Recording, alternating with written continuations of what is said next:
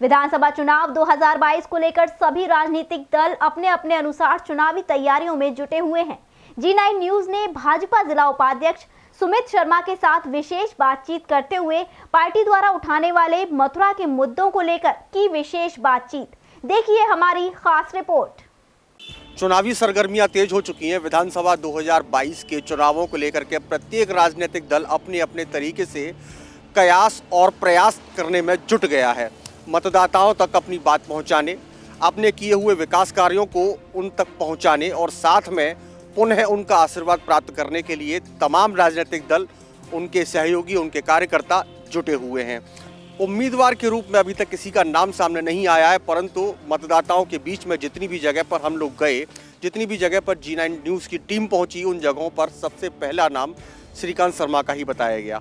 ऐसे में अब हमारे साथ इस वक्त मौजूद हैं भारतीय जनता पार्टी के जिला उपाध्यक्ष सुमित शर्मा। पूर्व में आप पार्षद भी रह चुके हैं, आप पार्षद प्रतिनिधि के तौर पर भी यहाँ पर हैं। हमें जब मिल गए तो हमने बात करने की चेष्टा की कि आखिर जनता के रुख के देखते हुए पार्टी किस प्रकार का निर्णय ले सकती है और आगामी चुनावों में किस प्रकार की व्यवस्थाएं पार्टी स्तर पर संपन्न होनी है। जी सुमित जी, बताएं किस तरीके की क्या रहेगी इस बार रणनीति? पूरे उत्तर प्रदेश में जिस प्रकार भारतीय जनता पार्टी के नेतृत्व में आदरणीय मुख्यमंत्री योगी आदित्यनाथ जी के नेतृत्व में जो विकास की एक समूची व्यवस्था उत्तर प्रदेश में स्थापित हुई, उसको लेकर हम पूरे उत्तर प्रदेश में जाने वाले हैं। चूँकि बात करें हम मथुरा वृंदावन विधानसभा की, तो हमने हमारे प्रत्याशी ने पिछले जो हमारे विधानसभा के प्रत्याशी रहे और यहाँ से विधायक ऊर्जा मंत्री श्रीकांत शर्मा जी की बात करें तो पूरे मथुरा जनपद में जिस प्रकार गंगा जल लाने की अगर विषय हो तो उसमें हम उत्तर प्रदेश में एक अच्छे स्थान पर आए, जिसमें सबसे पहले गंगा जल लाने का काम हमारे मथुरा में किया। जो यमुना को लेकर जो सीवर और जो गंदगी सीधी नाले में के माध्यम से यमुना जी में जाती थी, उसको लेकर उसको टेपिंग कराकर एक बड़ी व्यवस्था सीवर की श्रीकांत जी के माध्यम से मथुरा जनपद में हुई। जिस प्रकार पूरे मथुरा जनपद में पिछली सरकारों में प्रकाश की व्यवस्था ना के बराबर थी, तो वहाँ लगभग 30,000 LED लाइट लगाकर पूरे मथुरा महानगर क्षेत्र को ऊर्जा के आधार पर एक नया रूप देने का कार्य हमारे विधायक और हमारे ऊर्जा मंत्री श्रीकांत शर्मा जी के माध्यम से किया गया। तो विकास का एक लंबी चेन के रूप में मथुरा विधानसभा में कार्य किया गया। तो उसको लेकर हम जनता के बीच में जा रहे हैं और हमें आशा ही नहीं, पूरा विश्वास है कि एक बड़े मार्जिन से हम सपा बसपा कांग्रेस के प्रत्याशियों को हराने का काम करेंगे। आपने बात की 5 साल के विकास कार्यों के दावों को लेकर के। जब हमारी G9 की टीम जब मतदाताओं तक पहुंची, स्थानीय लोगों तक उनसे बात की गई, तो उनका कहना था कि यमुना प्रदूषण सबसे बड़ा मुद्दा इस समय मथुरा का है, पूर्व से बना चला आ रहा है। कोई भी जनप्रतिनिधि जब अपना नामांकन करने के लिए कलेक्ट्रेट की ओर प्रस्थान करता है तो सबसे पहले यमुना पूजन अवश्य करता है। यमुना का आशीर्वाद, उसके बाद वहाँ के स्थानीय लोगों का आशीर्वाद और मतदाताओं का आशीर्वाद सर्वोपरि माना जाता है। लेकिन यमुना की स्थिति यदि इस समय की बात करें तो नाले अभी भी लगातार जा रहे हैं। ये मतदाताओं का कहना है। यमुना प्रदूषण को लेकर के कोई खास काम नहीं हो पाया। यमुना में गंदगी आज भी जा रही है, गाय बगाए यदा कदा आज भी कई नाले खुले हुए। G9 की टीम के द्वारा मैं आपको याद दिलाना चाहूँगा कि अभी कुछ ही दिनों पूर्व आपके स्क्रीन पर दिखाई गई थी, हमने भी वो खबर प्रसारित करवाई थी। सीधा स्वामी घाट क्षेत्र से सीधा नाला यमुना में उतर रहा था। इससे धार्मिक लोगों की धार्मिक भावनाएं आहत हुई। स्थानीय तीर्थ पुरोहित भी इस दृष्टि को देख करके, इस दृश्य को देख करके काफ़ी आहत नजर आए। ऐसे में यमुना प्रदूषण का मुद्दा आपके लिए क्या डिफिकल्टी नहीं लेकर के आएगा? नहीं मोहित जी, एक्चुअल आपकी बात से मैं सहमत हूँ, क्योंकि आपकी टीम के माध्यम से जहाँ जांच की गई है तो उस आपकी जांच में मैं किसी प्रकार का कहीं कोई प्रश्न नहीं लगाऊंगा। लेकिन चूँकि समय मैंने आपको बताया कि 2 वर्ष हमारे इस शासन के, इस सेवा कार्य के 2 वर्ष हमारे पूरी तरीके से कोविड-19 ने ले लिए, तो हमें 5 साल में 3 साल का समय मिला। और उस 3 साल में अगर हम तुलनात्मक स्थिति में देखेंगे तो पिछले 2017 से पहले जो यमुना की स्थिति थी, आप और हम दोनों यमुना जी के मंदिर तक जाते हैं, घाट के किनारे जाते हैं और प्रतिदिन जाते हैं, तो आज भी यमुना जी की, मैं ये बात आपकी पूर्णतः सहमत हूँ इस बात से कि अभी जो हमारी पुरातत्व, हमारी धर्म, हमारी आस्था के अनुसार जैसा स्वरूप, भव्य स्वरूप हम यमुना जी का चाहते थे, उस प्रकार का स्वरूप अभी निर्माण नहीं हो पाया है। लेकिन अगर तुलनात्मक स्थिति में देखेंगे तो पिछली सरकार के समय जो बिगड़ी हुई व्यवस्था थी, घाटों पे पूरा कूड़ा और गंदगी पूरा बहकर जब हम पूजा करते थे वहाँ आती थी, तो उसमें अगर आप देखेंगे तो उसमें तुलनात्मक स्थिति में बहुत बड़ा सुधार है।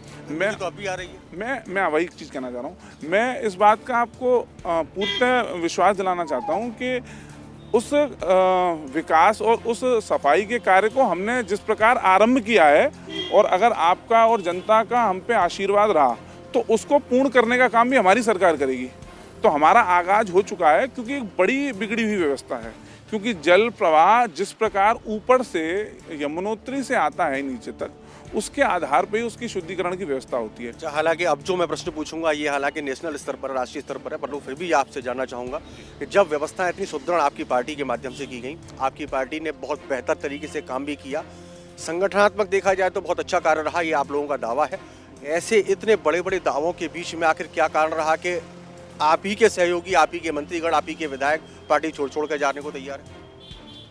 मैं आपको जानना की आवश्यकता है मेरे माध्यम से, और आप मेरे माध्यम के अलावा जनता के माध्यम से भी, सत्ता के सुख के लिए पिछली सरकार के समय जब माननीय नरेंद्र मोदी जी का प्रचंड एक रूप इस समाज ने देखा, और उस प्रचंड रूप के साथ उन्होंने सहस्त्र हाथों से पूरे देश के प्रत्येक नागरिक का दर्द खत्म करने का काम करना आरंभ किया, तो सत्ता का सुख प्राप्त करने के लिए उसके लोभ के कारण जो पिछली विपरीत संगठनों से जो लोग हमारी मानसिकता और हमारी मुख्य धारा में जुड़ने का काम किया, मुझे ऐसा लगता है कि जनता इस बात को समझ रही है कि उन्होंने उस वक्त अपना लाभ उठाया, 5 साल अपना जो सुख सुविधा लेनी थी वो ली, और आज चूंकि हमने जिस हिसाब से उनको पुरानी सरकारों में उन्होंने गुंडाराज, भ्रष्टाचार और उन्होंने जो अपना बैंक बैलेंस को बढ़ाने का काम किया, और हमारी सरकार में उस स्तर से वो नहीं कर पाए, तो आज उनका वही दर्द, वही पीड़ा है कि उन्हें ऐसा लगता है कि अगर हम इस सरकार में पुनः भी बन जाएंगे तो जिस प्रकार वो बसपा के समय पे उन मंत्रीगणों ने या सपा के समय पे उन मंत्रीगणों ने अपनी जेब भरने का काम किया था, वो 5 साल में नहीं कर पाए। आखिरी सवाल आपसे पूछना चाहूँगा कि अब क्योंकि विधानसभा का पहले चरण में मथुरा में चुनाव होना है, 10 फरवरी को यहाँ पर लोकतंत्र निर्माण का वो महापर्व संपन्न होगा। ऐसे में कल यानी कि 14 जनवरी से नामांकन की प्रक्रिया शुरुआत हो जाएगी। अभी तक कोई भी पत्ते किसी भी पार्टी, खासतौर से भाजपा के द्वारा अभी तक कोई पत्ते खोले नहीं गए आधिकारिक तौर पर। कयास लगाए जा रहे हैं कि मथुरा सहित अन्य विधानसभा क्षेत्रों में भी पार्टी पुराने लोगों पर ही दांव दोबारा खेलेगी। तो क्या लगता है कौन उम्मीदवार होगा मथुरा विधानसभा क्षेत्र से और अन्य मथुरा की अन्य विधानसभा क्षेत्र? मोहित जी, भाजपा और अन्य दलों में एक बहुत बड़ा अंतर है कि यहाँ लोकतांत्रिक प्रक्रिया से हम हर चीज़ का चुनाव करते हैं। सपा में एक मुखिया अखिलेश यादव ने जो बात तय की वो पूरे प्रदेश में एग्जीक्यूट कर दिया, उन्होंने टिकट फाइनल की, उन्होंने अपना जो भी लेन देन किया और हो गया था। बसपा में मायावती जी ने किया, लेन देन किया, हो गया। कार्यकर्ताओं की बात सुनी जाती है? हमारे यहाँ एक लोकतांत्रिक तरीका है, हमारा जिले से एक पैनल जाता है, वो क्षेत्र से उस पैनल पे विचार होता है, उसके बाद प्रदेश स्तर पे उस पैनल पे विचार होता है।